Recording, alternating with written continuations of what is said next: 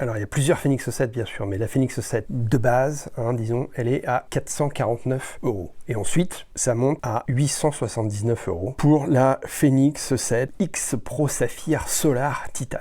Bon, donc il y a quand même une grosse différence de prix, on passe presque du simple au double. Dans un monde idéal, tu achèterais la Phoenix 8. La Phoenix 7, si tu veux, jusqu'à il y a encore 2 mois, c'était une montre exceptionnelle en tout point de vue. Il y a des choses qui sont, à mon avis, essentielles à comprendre dans les différentes séries de Phoenix 7. Je rappelle, en Phoenix 7, il y a la 7S, la 7, okay, c'est une catégorie. Ensuite, il y a celles qui sont solaires, qui ont donc des petits panneaux solaires sur l'écran. Tu as la 7S, la 7, la 7X. Okay. On monte un peu dans les prix, la 7S et la 7 qui ne sont pas solaires, je te dis on est à 449. La 7, 7S, 7X qui sont solaires, là on est à 699, donc tu es à 250 € de plus. Et à mon avis c'est là qu'il faut s'arrêter. Voilà. Et puis les dernières, c'est celles qui sont non seulement solaires mais aussi saphir, c'est-à-dire le verre saphir, donc c'est un verre beaucoup plus solide. Et là tu as la 7S, la 7 et la 7X. Bon, la 7S et la 7, tu n'as pas de solaire, tu n'as pas de lampe. Sur la montre il y a une petite lampe qui éclaire, comme ça t'éclaire. Bon, je suis pas sûr que ce soit d'une utilité très importante. T'as pas de GPS multibande. Est-ce que c'est vraiment indispensable?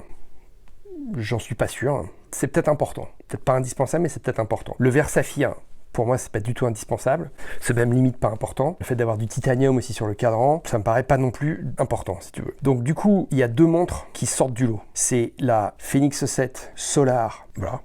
C'est les Phoenix 7 Solar, que ça soit la 7S, la 7 ou la 7X, c'est quasiment la même chose. Le truc, c'est que si tu veux, aujourd'hui, elles sont toutes au même prix. La 7S, la 7, la 7X, solaire, elles sont au même prix. Elles sont au prix que je t'ai donné de 699 €. Et donc du coup, si tu veux, la question, pour toi, c'est le solaire. Est-ce que tu as besoin du solaire? Sachant que le solaire, ça te permet de gagner effectivement des heures de batterie. Cela dit, sur les 7S et les 7 qui ne sont pas solaires, tu as déjà une autonomie qui est largement suffisante pour faire la très grande majorité des épreuves et la très grande majorité de tous tes entraînements. Tu vois, par exemple, une 7S ou une 7, alors c'est pas pareil, une 7, disons, si tu mets tous tes systèmes satellites en marche, le GPS, le GLONASS, le Galileo et compagnie, tu as 40 heures. Et tu as 26 heures avec la 7S. Pour moi, ça sert un peu à rien d'avoir la musique dans la montre. Bref. Mais si tu veux ta musique dans la montre, c'est 7 heures pour la 7S et c'est 10 heures pour la 7. Bon, 10 heures, 7 heures, tu fais des marathons, tu fais déjà des trails pas mal. Bon, donc si tu veux, pour la 7S et la 7, bon bah c'est le solaire. Donc là, c'est juste une question d'économie de la batterie. Donc en fonction de ce que tu fais comme course, en fonction de ce que tu fais comme entraînement, tu peux économiser 250 €. Bah, je pense que c'est une vraie question, C'est une vraie question.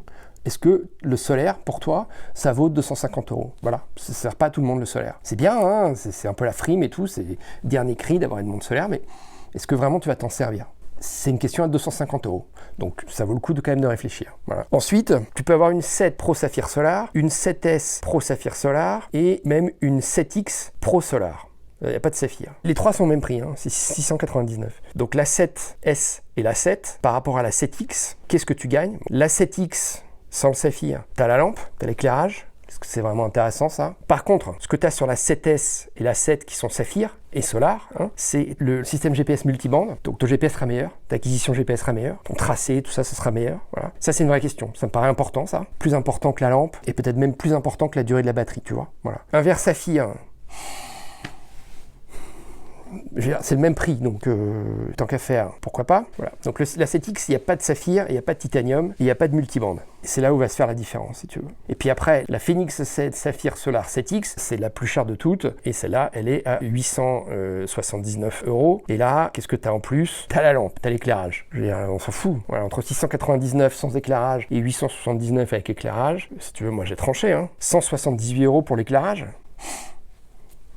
Alors après, il y a un autre petit point de détail, c'est la taille de la montre. Parce que les 7S et les 7, elles sont toujours plus petites que les 7X. Donc ça, c'est vrai que ça peut jouer pour la lecture de cartes. Moi, j'ai toujours les montres les plus grosses, c'est-à-dire j'ai toujours une X. J'aurais du mal, même si j'ai pas un poignet très gros, j'aurais du mal à descendre au niveau de la largeur du boîtier. Donc ça, c'est un truc important. Et donc c'est pour ça que finalement, la Solar 7X, qui n'est pas saphir, qui n'est pas de titanium, pour moi, c'est un peu le meilleur choix. T'auras pas le GPS multibande, ok.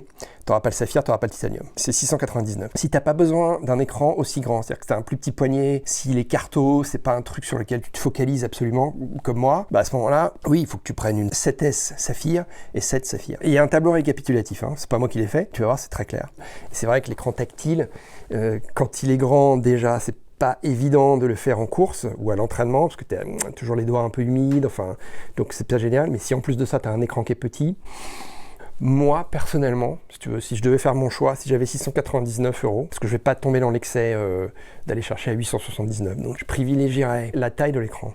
J'irais sur une Solar 7X. Si tu veux, si la 7S et la 7, ils me la proposaient avec un grand écran, je me passerais très bien du solaire, je me passerais très bien de la lampe. Le vrai choix, c'est entre le multiband et la taille. Tu peux pas avoir les deux. La grosse, ce sera la Solar 7X qui n'a pas le multiband. Et le multiband, il ne sera que sur la 7S Saphir Solar ou la 7 Saphir Solar. Il n'y a pas une différence énorme, enfin quand même. C'est 47 cm de diamètre contre 51. Bon, ça joue quand même. C'est-à-dire que pour le même prix, je prendrais une Phoenix Solar 7X à 699 €. Je laisserais tomber le Saphir Solar 7S et 7. Voilà, donc c'est ma conclusion, c'est mon choix, c'est mon conseil pour toi. Je te propose pas la montre la moins chère, je te propose pas la montre la plus chère, je te coupe la poire en deux. 699, c'est une somme, mais pour une Phoenix 7, si tu veux, ça reste, j'allais dire accessible, mais peut-être pas, mais en tout cas honnête. C'est un prix qui fait sens, si tu veux. Pour 699 €, allez 700, hein, je prendrais la Phoenix 7 Solar 7X. Phoenix 7 Solar 7X, point. Pas de saphir, ok. Avec ça, tu as le solar, tu as la flashlight, mais tu t'en fous, mais tu as surtout le grand écran. Voilà. Je sais pas si j'ai répondu à ta question, mais en tout cas, ça va sûrement t'aiguiller dans ton choix. Clap de fin.